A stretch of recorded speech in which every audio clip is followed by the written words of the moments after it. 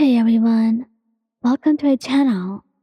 And today, I'll be reading A Cat Suitor by Pink Imagines on Tumblr. So let's get into it.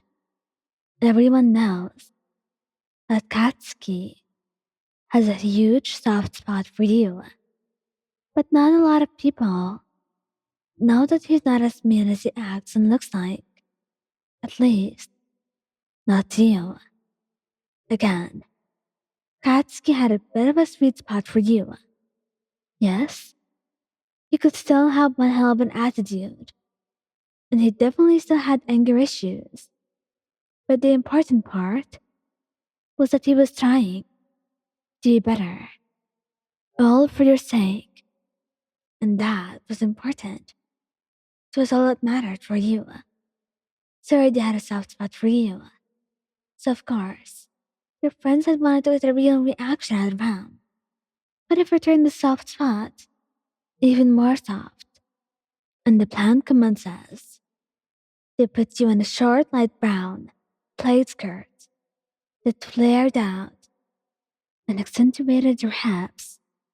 Along with that, they put you in one of Katsuki's white bottom-ups, which you had stolen from him previously because it smelled like him, and you may or may not have slept in it. And over that, they layered in a sweater in a shade of light pink, which was tucked into the skirt. I mean, they gave you a pair of her chunky white sneakers to pair with the outfit. And with that, you were done. You look so cute, Ochako exclaimed as Mina started undoing your makeup. Guys, I don't know if I can go out like this. He's probably not going to react anyways. You sighed, and they could feel the nervousness in your voice, the hesitance radiating off of you. I did not put this much effort for you to back out now. Jiro stared you down. Exactly. Moments nodded, and they seemed to be pretty confident of their plan, that it would work out flawlessly, even if you were not. Even if he doesn't react, you look very cute. Hagaguru complimented you, trying to reassure you. After the girls pleaded with you, you had decided to give in and go through with whatever they planned. It wasn't like there was a chance for you to escape it anyways.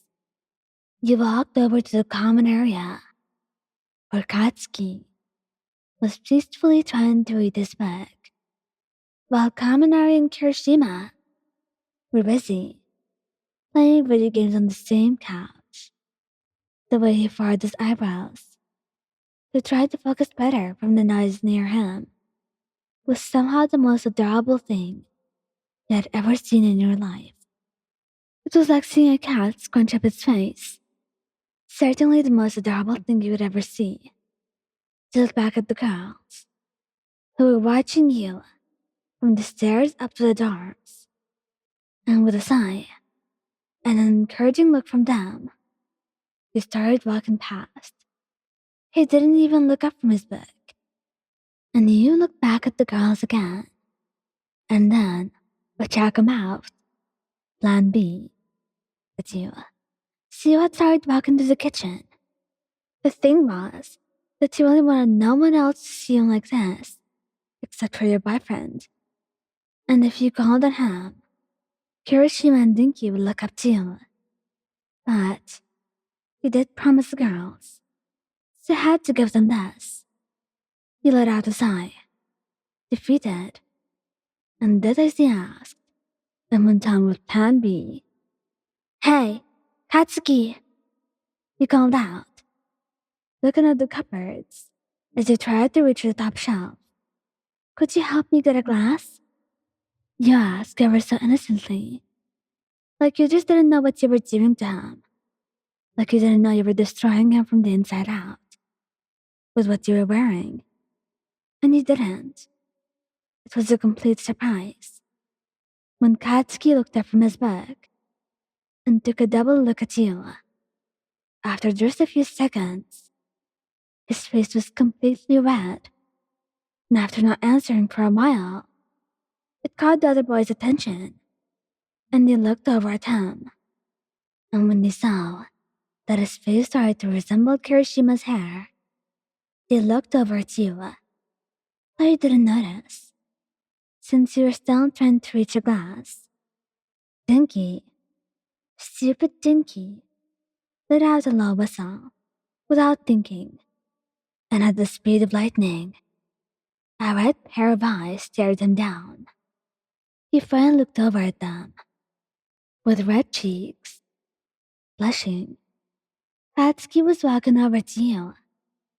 Dinky stared at him, like a scared puppy, and then Katsuki proceeded to position himself behind you, one hand at your waist, and one hand reaching up to grab a glass for you. He pressed against your cheek and whispered, "Is that the shirt I've been looking for?" He pulled the collar of the white button up. "Maybe," you whispered back, quite enjoying the attention you were getting from him. But you couldn't deny your blush. Not really, when he was whispering so close to your ear, making you shiver. "Well, you do look really good in it, but I'm going to need that back. Come to my room later." And he let his hand slowly slip down from your waist before taking his hand completely off of you, painfully slowly. "Okay," you choked out, barely able to process anything, because now it was your turn to blush like crazy. "Great." He smiled and walked back to the couch to get back to reading. "What the hell are you looking at?" He shouted at the guys, and they quickly looked back to their game. When they looked back at the girls, they were all giggling and smiling. And well, even as embarrassing as that was, and as flustered as you were, you couldn't deny that it worked in the end. Thank you guys for listening. Don't forget to like, subscribe, and comment. I hope you enjoyed listening to this as much as I did making it. Anyway, goodbye.